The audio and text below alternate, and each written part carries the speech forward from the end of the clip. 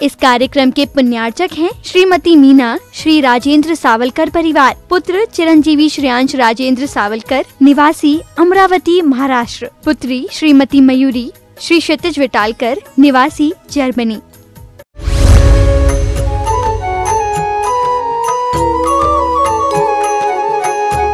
प्रश्नोत्तर रत्न मालिका का जो श्लोक चल रहा है और उस श्लोक के आधार पर जो व्याख्याएं आप सुन रहे हो प्रसंगानुसार, उसमें तीसरा बिंदु है क्षमान्वितम शौर्यम। तीसरा बिंदु क्या है? क्षमान्वितम शौर्यम।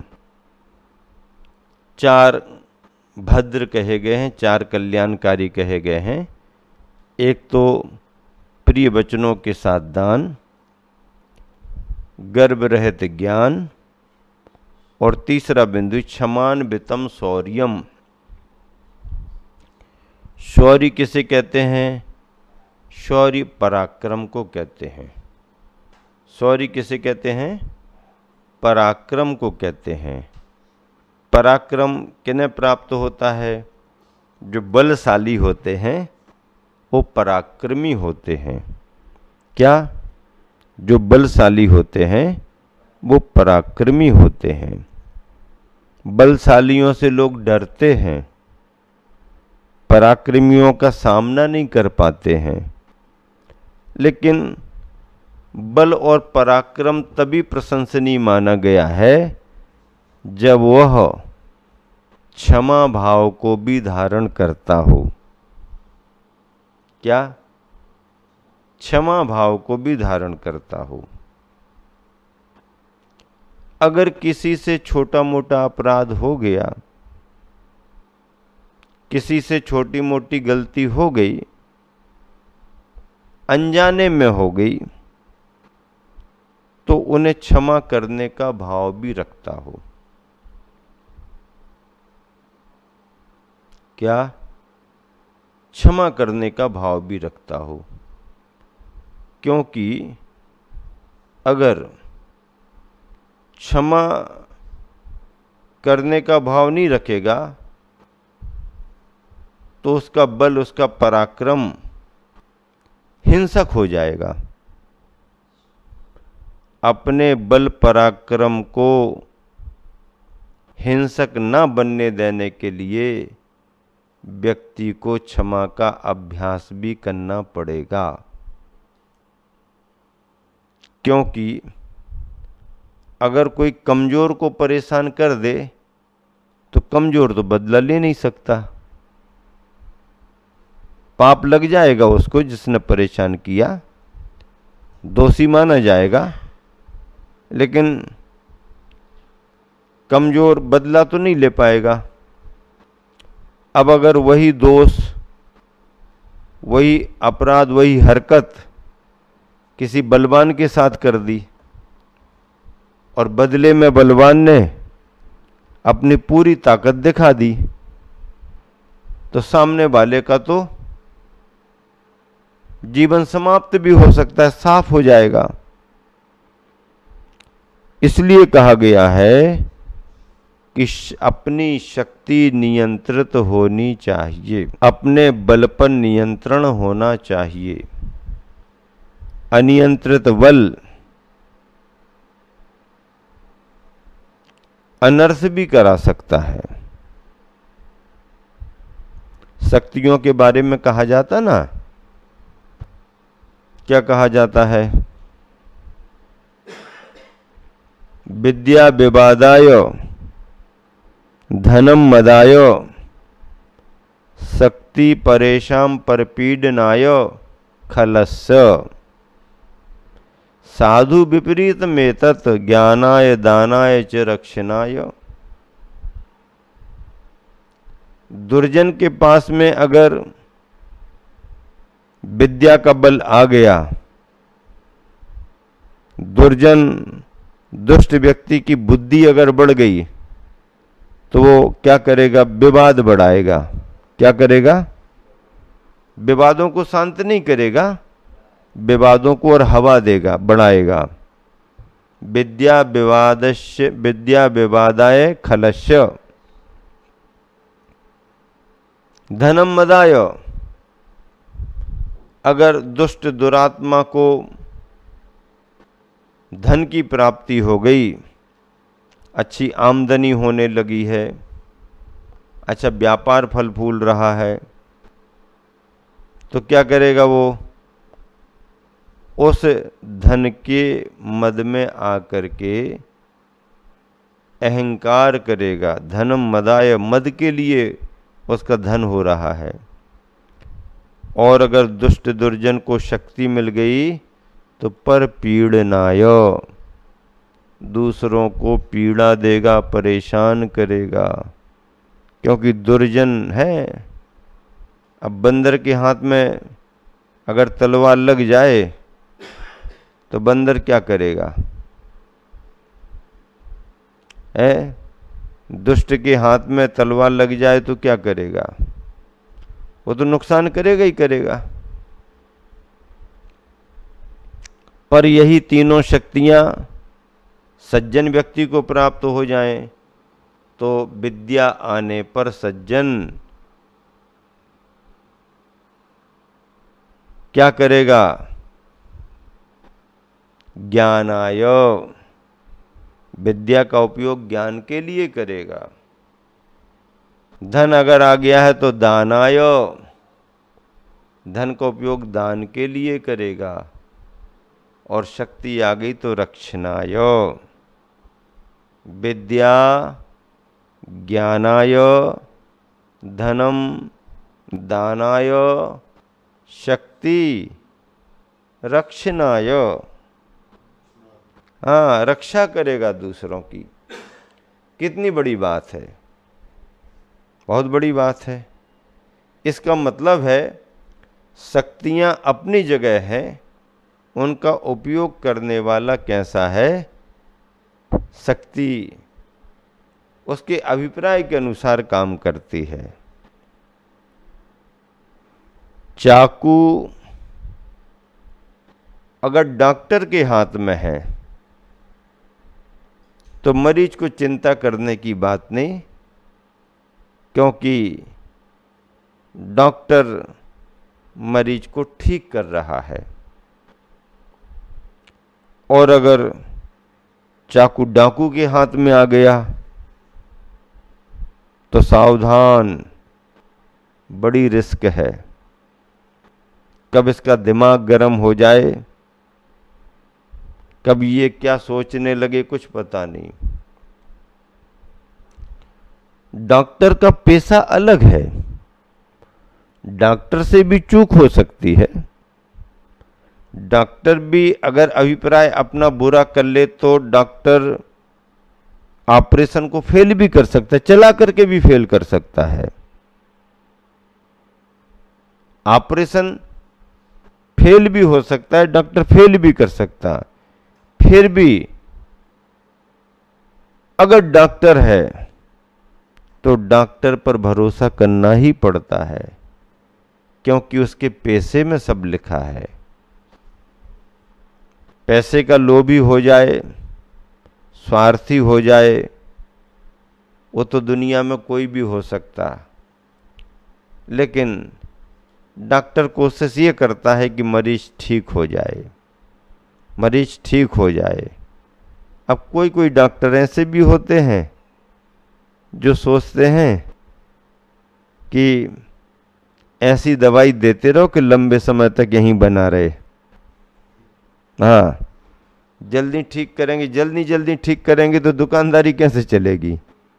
हाँ हाँ हाँ हाँ, ठीक है, इलाज चल रहा है। क्या इलाज चल रहा है? और कई बार तो मरीज के एक्सपायर होने के बाद भी आईसीयू में और इसमें उसमें रखे रहते, बताते ही नहीं। बिल बढ़ता जाता है, दिन गिनते जाते हैं, घंटे गिनते जाते हैं और पैसों का हिसाब किताब लगाते जाते हैं। ऐसे भी डॉक्टर हैं।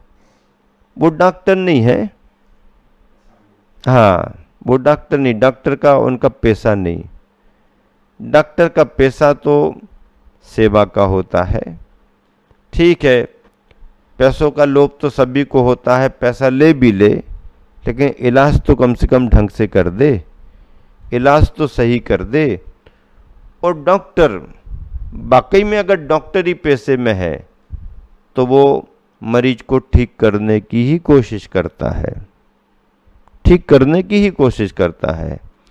ऐसे डॉक्टर के हाथ में अगर चाकू है तो मरीज ये विचार नहीं करेगा कि डॉक्टर मुझे मार देगा, बल्कि ये विचार करेगा कि इससे डॉक्टर मेरा ऑपरेशन करेगा, क्योंकि डॉक्टर के हाथ में चाकू है। और वही चाकू अगर डाकू के हाथ में है तो डाकू कहेगा भी कि तुम सो जाओ थोड़ी देर, तो वो सोने के बाद भी आंखें खोल खोल करके देखता रहेगा क्या करने वाला है, क्या कर रहा है। डाकू भरोसे का नहीं है, इसलिए भरोसा भी प्रामाणिकता से आता है। शौर्य है, पराक्रम है, पर क्षमा का भाव नहीं है तो कोई महत्व नहीं। बड़े बड़े महापुरुष ये हैं, उनके सामने भी बड़ी बड़ी समस्याएं आई, उन्होंने सामने वालों को सीख शिक्षा भी दी, लेकिन समय आने पर उन्होंने उन्हें क्षमा भी कर दिया। ईसा मसीह के साथ क्या हो गया? उस समय लोग उन्हें समझे नहीं, उस समय उनके विचारों से लोग सहमत नहीं हुए, उस समय का वातावरण पता नहीं क्या कैसा रहा, और ईसा मसीह के लिए सूली की सजा दे दी। सजा दी गई है, उनका चित्र दिखाया जाता है, उनको ऐसा करके और कीलों से ठोक दिया गया। इसके बाद भी उन्होंने क्या कहा? ये लोग जो ऐसा कर रहे हैं ये मुझे अभी जानते नहीं हैं। प्रभु परमात्मा इनके अपराधों को क्षमा कर दे। देखो, उनके प्रति भी कोई द्वेष भाव नहीं, कोई क्रोध भाव नहीं, इन्हें क्षमा कर दे, अभी ये जानते नहीं हैं। बहुत बड़ा उदाहरण है। महात्मा गांधी को लोगों ने क्या क्या नहीं कहा, उनके साथ क्या क्या दुर्व्यवहार नहीं किए लोगों ने, पर उन्होंने सिद्धांत बना लिया, मैं अच्छी और सच्ची राह पर चलूंगा। इसके बावजूद भी अगर कोई मारने के लिए आ रहा है और एक गाल पर मार रहा है तो दूसरा और उसे दिखा दूं। ये कौन है? ये हमारे तुम्हारे बीच के ही तो है।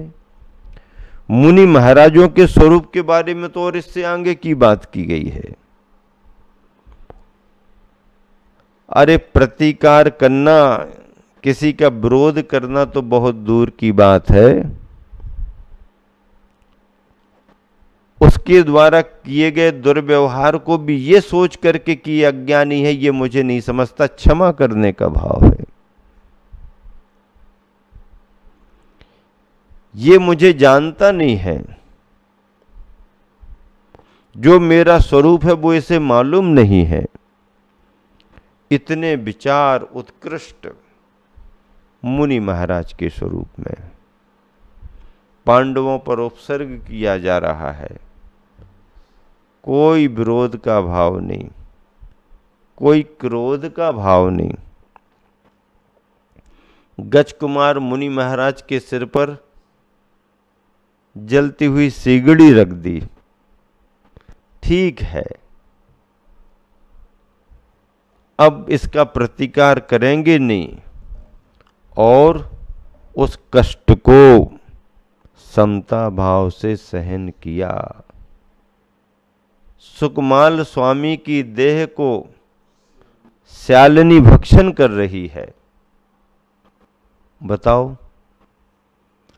बच्चों के साथ स्यालनी भक्षण कर रही है, फिर भी अपना ध्यान कर रहे हैं।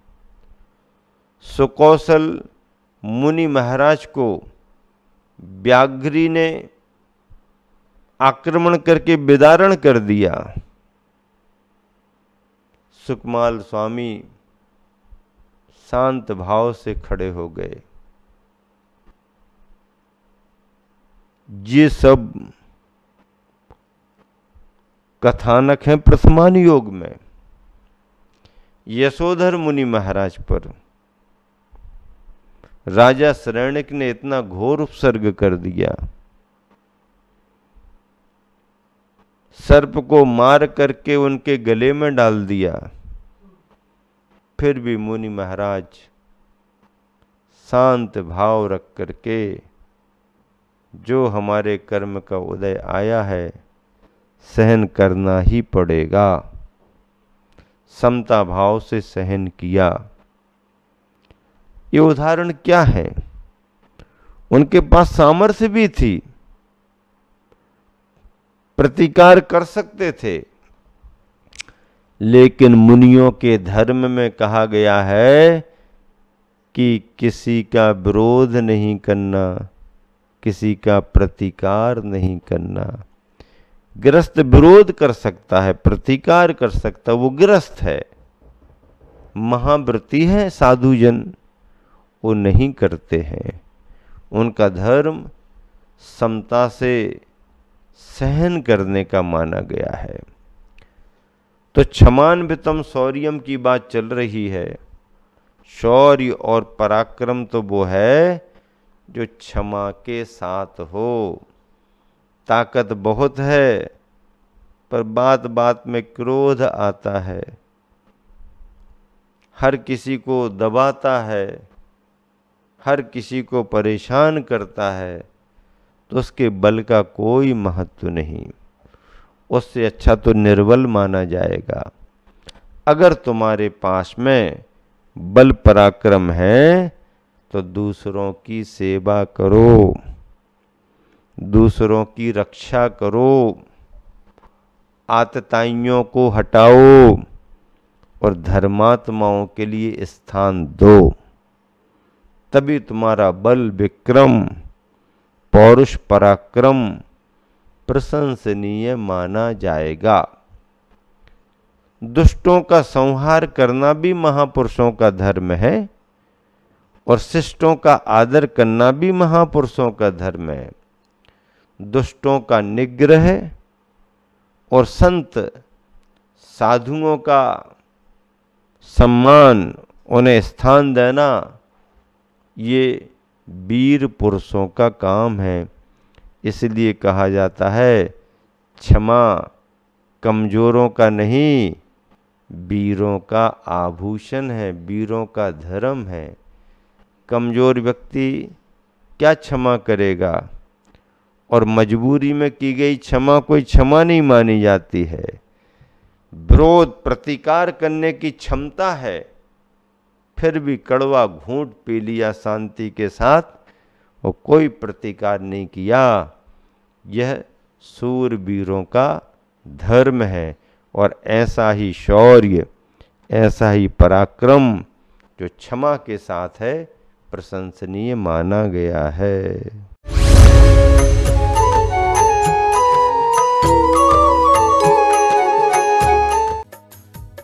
इस कार्यक्रम के पुण्यार्चक थे श्रीमती मीना, श्री राजेंद्र सावलकर परिवार, पुत्र चिरंजीवी श्रेयांश राजेंद्र सावलकर, निवासी अमरावती महाराष्ट्र, पुत्री श्रीमती मयूरी, श्री क्षितिज विटालकर, निवासी जर्मनी।